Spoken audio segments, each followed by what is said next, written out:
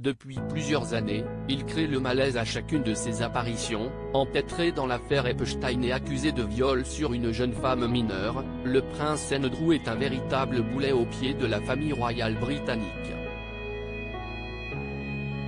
Longtemps protégé du scandale par sa mère Elisabeth II, malgré de lourdes révélations, il s'est finalement mis en retrait en 2019 sous la pression de son frère aîné Charles et de son neveu William, perdant ses titres militaires et sa place parmi les membres seniors du clan, qui n'ont presque plus jamais été vus avec lui.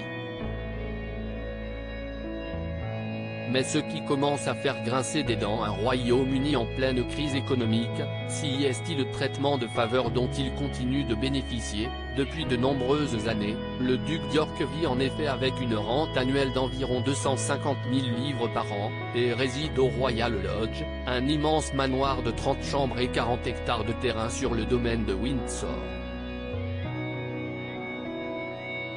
pour lequel il paye un loyer ridicule de 250 livres par semaine. Une situation qui pourrait bien changer, dans l'optique de réduire les coûts de la famille royale, son objectif depuis de nombreuses années. Le roi Charles aurait annoncé à son frère la fin de sa rente annuelle que leur mère lui accordait. Une décision qui plaît beaucoup aux Britanniques, peu fans d'Andrew depuis les dernières révélations, et qui vont être ravis d'apprendre que le souverain voudrait le voir quitter sa maison, un point qui ferait débat entre eux, car le duc refuserait de partir. Le duc menace le roi en effet, il argue avoir dépensé beaucoup d'argent personnel pour rénover le manoir, qu'il ne veut pas quitter.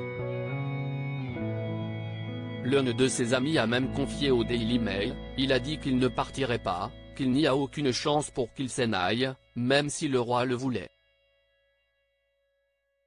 Ce n'est pas comme ça que ça marche, a-t-il également confié, à moins que le roi ne veuille lui rembourser tout l'argent déjà dépensé dans la propriété.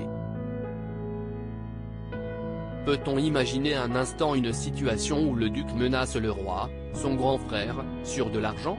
Si est impensable, s'émouvraient des proches, toujours dans le journal.